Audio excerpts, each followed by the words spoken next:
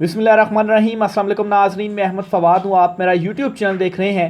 नाज़रीन, बड़ी खबर और ब्रेकिंग न्यूज़ के साथ आज की व्लॉग में आपकी खिदमत में हाजिर हुआ हूँ। एक बड़ा ब्रेक थ्रू हुआ है, तफसीलात आपके साथ में शेयर करूँगा। इमरान खान साहब की जानिब से नए इंतखाबात के मुतालबे को मंजूर कर लिया गया है। एस्टेब्लिशमेंट की जानिब से वो भी इस मामले पर राज़ी है और इस वक्त नई अबूरी हुकूमत की जो तैयारी है वो की जा रही है। 3 महीने के बाद मंजरनामा क्या होगा, अहम तरीन और एक्सक्लूसिव डिटेल्स इस हवाले से आपके साथ मैंने शेयर करनी है। साथ ही साथ नाजरीन, अगली बड़ी खबर ये है कि चीफ जस्टिस कादी फ़ाइज़ ईसा साहब का सारा जो प्लान था वो इस वक्त फ्लॉप हो चुका है और चीफ जस्टिस कादी फ़ाइज़ ईसा साहब अपना ही जो काम था वो नहीं कर पाए। बाकी दीगर इधर उधर की जो चीज़ें थी वो ज़रूर करते रहे। इस पर भी कुछ तफसीलात आपके साथ शेयर करनी है। आर्मी चीफ आसिम मुनीर साहब ने कैसे नून लीग और पीपल्स पार्टी का जो पॉलिटिक्स थी उसका जनाजा निकाल दिया, इस पर भी कुछ अहम तरीन और एक्सक्लूसिव डिटेल्स हैं, वो भी आज की व्लॉग में आपके साथ शेयर करनी है। सबसे पहले तो नाज़रीन, आज की अहम तरीन अपडेट से आगाज़ करते हैं। आज की व्लॉग का अली अमीन गंडापुर साहब की जानिब से अहम तरीन जो बयान है वो दिया गया है और अली अमीन गंडापुर ने यह कहा है कि हमें इदारे से मसला नहीं, शख्सियात से इख्तलाफ है। अली अमीन गंडापुर ने यह कहा।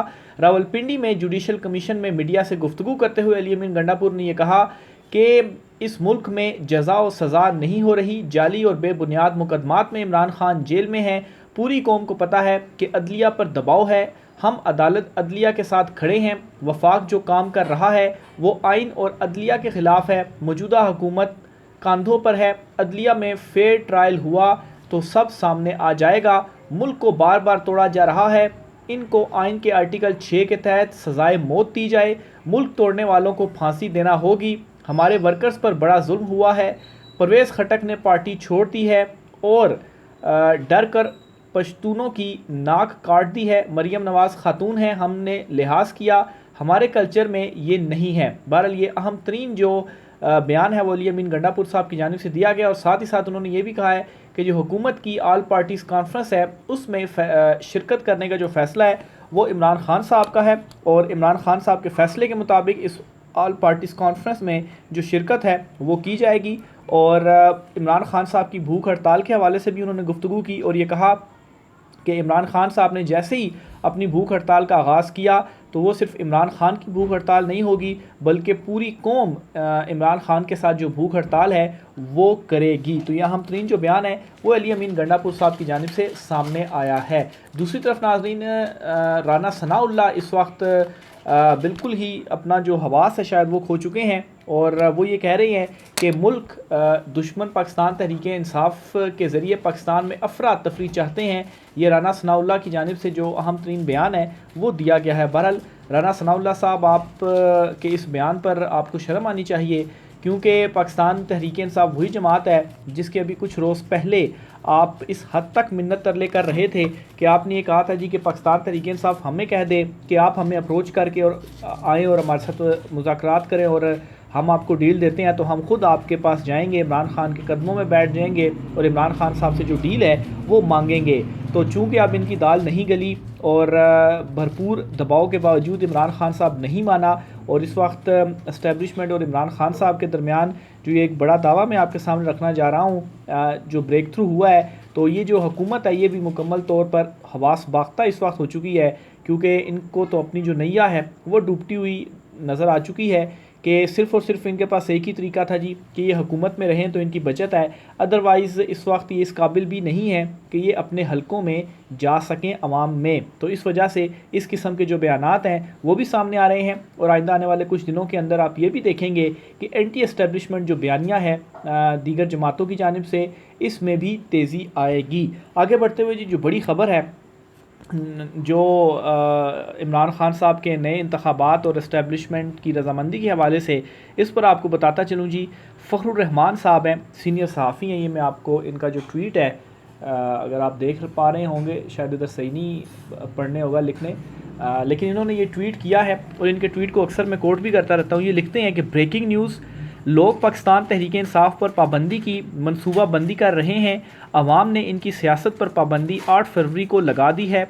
अपने हलकों में इनकी नकलो हरकत पर अवामी पाबंदी है। यानी कि जो गुज़श्ता दिनों जो काबीना की जानिब से कुछ इक़दामात उठाए गए हैं पंजाब के PTI के ऊपर ही पाबंदी लगा दी जाए और असल में इनके ऊपर अवाम ने पाबंदी लगा दी है 8 फरवरी के बाद। बहरहाल जी आगे ये लिखते हैं कि इमरान खान ने इंतखाबात का मुतालबा कर दिया है, यानी ये नए इंतखाबात का खान साहब ने मुतालबा कर दिया है और इस्टेब्लिशमेंट भी इस मुतालबे पर राज़ी है। तो इस्टेब्लिशमेंट भी इस मामले तक अब आ चुकी है और वो भी मान चुकी है नए इंतखाबात के हवाले से।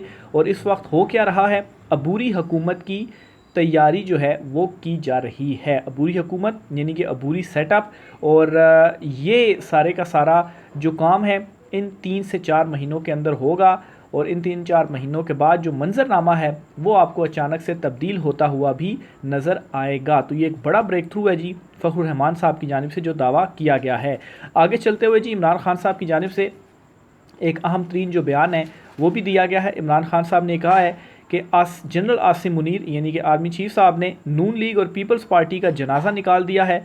बजट के बाद इनकी सियासत ख़त्म हो गई है, इनके साथ वो हो गया है जो दुश्मन के साथ भी नहीं होना चाहिए। तो ये ख़ुद भी मानते हैं और इसी वजह से ही इमरान खान साहब के पास इस वक्त ये मिन्नत तरले कर रहे हैं कि खान साहब किसी तरीके से कोई जो डील है वो हमें दे दें, ये इतनी गारंटी दे दें कि इमरान खान साहब अगर हुकूमत में आ गए तो हमें बख्श देंगे, हमें माफ़ कर देंगे, हमारी करप्शन के ऊपर हमें नहीं पकड़ेंगे। लेकिन खान साहब ने ये कह दिया है कि जहाँ तक इकॉनमी की बात है तो उस हवाले से अगर कोई मुज़ाकरात होने हैं कि उसको मुस्तकबिल में किस तरीके से चलाया जा सकता है, आपके पास कोई प्लान है तो आप वो बता सकते हैं। लेकिन इनके पास प्लान क्या होना, प्लान होता तो अभी मईशत की ये सूरत हाल ना होती। जहाँ तक बात है करप्शन की, केसेस की, तो इसके ऊपर तो कोई माफ़ी नहीं है। और करप्शन के हवाले से तो इमरान खान साहब का बड़ा वाज़ेह मौक़िफ़ है कि असल में जो पाकिस्तान की तबाही है उसकी सबसे जो बड़ी रीज़न है वो करप्शन ही है। तो इमरान खान साहब अगर पाकिस्तान की तबाही की सबसे बड़ी रीज़न करप्शन को ही समझते हैं और इसी वजह से इमरान खान साहब डट कर खड़े हुए हैं, तो कोई सवाल पैदा नहीं होता कि आपको NRO 2 मिल जाए और इमरान खान साहब करप्शन के ऊपर आपको छोड़ दें। ये इमरान खान साहब की जानिब से गुफ्तगू की गई थी अडयाला जेल में साफ़ियों से और उसके बाद ये जो रिपोर्ट है वो हुआ है। अच्छा, आगे चलते हुए जो एक और बड़ी ख़बर है वो भी आपके साथ में शेयर करता चलूँ जी, चीफ़ जस्टिस काजी फ़ाइज़ ईसा साहब के हवाले से। अच्छा, चीफ़ जस्टिस काजी फ़ाइज़ ईसा साहब मतलब है कि हर पाकिस्तान तहरीक इंसाफ के केस में आपको नज़र भी आएंगे, उसकी सरबराही भी करेंगे, उनके जो फ़ैसले हैं वो भी PTI के हक़ में नहीं आते। लेकिन असल जो चीफ़ जस्टिस काजी फ़ाइज़ ईसा साहब का ग़ालिबन मंसूबा भी था, प्लान भी था, या वो जो चीफ़ जस्टिस बने थे तो हर कोई ये दावे भी करता है कि जो पेंडेंसी है उसे नीचे लेकर आएगा। इसमें बुरी तरीके से जो नाकामी है वो हुई है। आज सुप्रीम कोर्ट ऑफ पाकिस्तान से जो पेंडिंग केसेस की तादाद है इसका जो डेटा है वो रिलीज़ हुआ है और इस डेटा के मुताबिक, इस रिपोर्ट के मुताबिक सुप्रीम कोर्ट ऑफ पाकिस्तान में ज़ेरे इल्तवा मुकदमात की तादाद तारीख़ की बुलंद तरीन सतह पर पहुँच गई है और अदालत उज़्मा में 58,479 मुकदमात फ़ैसलों के मुंतज़िर हैं। ये कुछ महीने पहले जो एक सुप्रीम कोर्ट से डेटा सामने आया था उसके मुताबिक 57,000 से ज़ायद तादाद थी और कुछ महीनों में तकरीबन 1000 से ज़्यादा जो तादाद है वो बढ़ गई है और ये तारीख़ की बुलंद तरीन सतह पर है। और बुलंद तरीन सतह पर क्यों ना होगी कि अगर चीफ़ जस्टिस काजी फ़ाइज़ ईसा साहब जो हैं वो फुल कोर्ट बनाकर और सारा दिन जजेस जो हैं वो दीगर सियासी मुकदमात सुनते रहेंगे, तो असल में जो अदालतों का मकसद है, जो अदालतें बनाने का मकसद है, आम साइलिन को इसमें रिलीफ दिया जाए, तो उनके केसेस ही नहीं सुने जाएंगे तो फिर जो पेंडेंसी रेट है उसने बढ़ना ही बढ़ना है। अदालत उज़्मा में ज़ेरे इल्तवा मुकदमात की 30 जून तक की ये तफसीलात सामने आई हैं, यानी कि आज 5 जुलाई है लेकिन 6 जुलाई है, तो ये 30 जून तक जो डेटा है वो रिलीज़ किया गया है, जिसके मुताबिक हाई कोर्ट्स के फ़ैसलों के ख़िलाफ़ 31,944 अपीलें काबिल समात होने या ना होने के फ़ैसले की मुंतज़िर हैं। यानी कि सुप्रीम कोर्ट में जब भी कोई पटिशन दायर की जाती है तो जो उसका इनिशियल स्टेज होता है वो ये होता है कि दरख्वास्त काबिल समात है या नहीं। अगर उसे काबिल समात करार दे दिया जाए तो फिर इसके ऊपर बाकायदा तौर पर समात का आगाज़ होता है और फिर फ़रीक़ैन को नोटिस इशू होते हैं।